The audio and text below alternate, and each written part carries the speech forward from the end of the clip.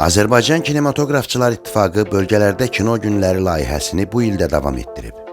2026-cı ildə ilk kino nümayişlər Gəncə şəhərində keçirilib. 11-13 mart tarixində baş tutan Gəncədə kino günlərinin ilk gün nümayişləri Gəncə şəhər Heydər Əliyev mərkəzində olub. 11 mart günündə ilk seansda rejissor Zaur Qasımlının Tağıyev Neft tam metrajlı bədii filmi göstərilib. Sərkisov qardaşları bir devlətdə torpaq sahəsi alırlar. Biz de orada nöyə çıxardık. Günün ikinci seansında tamaşaçılar rejissorlar Tahir Tahiroviçin O Xarqo idi sənədli və Emin Əfəndiyevin Tənha İnsanın monoloqu bədii qısa metrajlı filmlərinə baxıblar.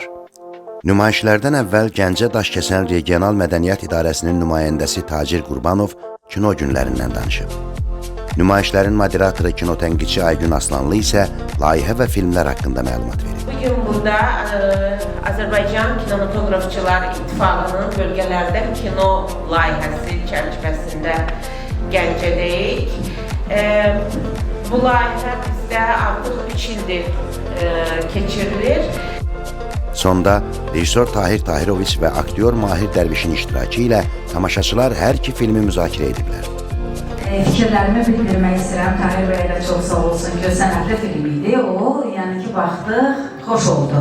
90-cı illərin o ağrı acılarını 3-cü nəsildə yaşamadı, onu bizlər yaşamışıq. Və o illərin ağrılı, acılı günlərini bir ailənin taleyində gördük. Ata müharibə iştirakçısı oldu, müharibədən sonra əlildi, ana vəfat etdi, oğul avtomobil qəzasında öldü və sonda bilirsiniz nə qədər acıdır bir evladın bütün ailə üzvlərini dəfn edərək, sonda da tənha və tək dəfn edərək döyüşə yollanması xəbəri. Bugünkü gənc nəsilə tarixi çatdırmağın ən asan yolu bu cür filmlərdir. Çünki indiki gənc nəsil bəzi kitablardan uzaqdırlar, sosial şəbəkəyə daha çox bağlıdırlar və məncə düşünürəm ki, bu ən ideal bir yol idi ki, bəli, biz kimlərisə çatdırmalıyıq, yəni tarix ötürülməlidir, Parisi biz. Ümumiyyətlə, mən sizə bir öz sənədmə, özüm də rejissorum, ancaq filmlərə uşaq vaxtımda 74-cü illərdən bazı filmlərə çəkilmişəm.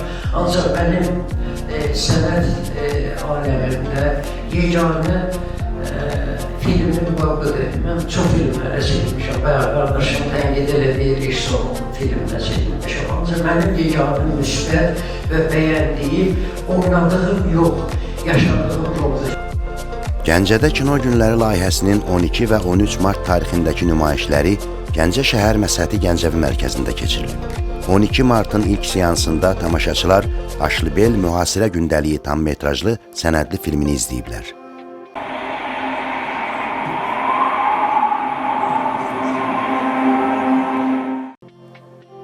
Müzakirə zamanı kino tənqidçi Aygün Aslanlı ilə yanaşı filmin rejissoru Pərviz Həsənov da iştirak edib. Onlar bir ayrı bir problem. Bir de bizim özümüz orada kalmamız bir ayrı problemdi. Biz orada biz çadırlar koyduk orada. 10 gün orada kaldık. Başlıbel'de. Tək-tük filmlərdən biridir ki, hətta tək filmdir ki, mən belə deyim, sənədli filmlərdən sonacan maraqla baxdım və o marağı məndə yarada bildi. Günün ikinci seansında rejissorlar Qulay Əsgərovun Hasar bədii və Fariz Əhmədovun sonuncu sənədli qısa metrajlı filmləri göstərilib. Nümayişlərin moderatoru Aygün Aslanlı ilə sonda hər iki film barəsində tamaşaçılar maraqlı fikirlər söyləyiblər. Bilmirəm, mənim diqqətimdən qaçdı, yoxsa sonuncu filmin əvvəlində onun real həyatdan götürüldüyü qeyd olunmuşdu. Sonuncu filmi sənədli filmdir, o real insandır. Yəni demək istəyirəm ki, onu yaxşı olardı ki, öncədən, məsələn, o filmi mən izlədikcə elə öz-özümə sual verdim ki, bu aktyordur, yoxsa özüdür, aktyordur, yoxsa özüdür. Bayağı çəkilişlərimiz baxımından kanallarımıza baxmamaq vəziyyətinə gəlib çıxmışıq. Amma bugün o stereotipi qırdı, o film. O mənim üçün çox dəyərli idi. İkinci film isə biraz mənə yerli Robinson Crusoe təsiri bağışladı. Biləm piyatnicamız yox idi deyə düşündüm. Və biraz sonunda belə insanın mənim üçün maraqlı qalan nöqtə var idi. Yəqin ki, rejissor da bunu boşuna yaratmayıb. tamaşaçıda maraq yaratmaq üçündür ki, o adam həqiqətən mi öldü, basırdılar, yoxsa ölmüş kimi Siz elədilər, onun basırdılar. ölümünü gördünüz, kamera onun öldüyü anı çəkib.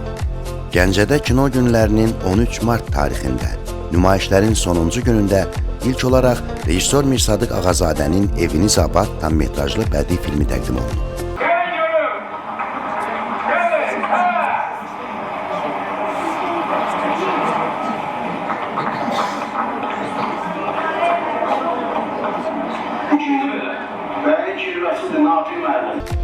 Ekran əsərinin müzakirəsində filmin rejissoru Mirsadıq Ağazadə də iştirak edib. Yəni bu filmlərə uşaqlar da baxmağı çox istəyərdik gənclərində. Möhtəşəm, həqiqətən sözləsin mənasında çox möhtəşəm. Gözəl adımız üçün təşəkkür hər birinizə təşəkkür edirik. Bu cür filmlər doğrudan da tam demişkən, indiki gənclərimizə bir nümunədir. İndiki gənclərimizə örnəkdir. Filmin 16-cı ildə çəkildi, 18-ci ildə təhvil verildi. Mədəniyyət naziri dəyişdi, ondan sonra film çıxdı efirlərə və təzə gələn nazir onun deməli məndə materiallar çox qalmışdı əlimdə. Həmin materialları mənim fikrim vardı ki, serial, televiziya serialı eləmək. Günün ikinci seansında isə tamaşaçılar 3 qısa metrajlı bədii filmə baxıblar. Rejissorlar Elvin Adgözəlin Rəna xanımın film çəkilişi, Orxan Ağazadənin Oturacaqlar və Teymur Qəmbərovun Quxuroba qısa metrajlı bədii filmləri maraqla qarşılanıb. Kinotənqidçi Aygün Aslanlı ilə filmlərin müzakirəsi keçirilib. İnsanların öz davranışı və s. yəni halal birinci, yəni Rəna xanımın kinosundan deyirəm, yəni super bir kinodur, amma axırıncı filmdə kimə etibar eləməyi çox yaxşı bilmək lazımdır. Orada xanım əsasən çox etibarlı bir şəkildə. Onun orada xanım çox tanımırdı da, bir taksi şoförü idi. Yəni bu qədər həyat hekayəsinin bu qədər axır məqamına gəlməyə mənə biraz təəccüblü gəldi. Yəni o demək deyildi ki, yəni bir bazara gedirsən, bununla rastlaşırsan. Biz yəni hər yerdə onunla rastlaşırıq, yəni film çəkmək üçün. Qeyd edək ki, yeni Azərbaycan filmlərini bölgə tamaşaçılarına çatdırmaq və təbliğ etmək üçün Azərbaycan Kinematoqrafçılar İttifaqı bu layihəni ölkənin ayrı-ayrı şəhərlərində davam etdirməyi planlaşdırır.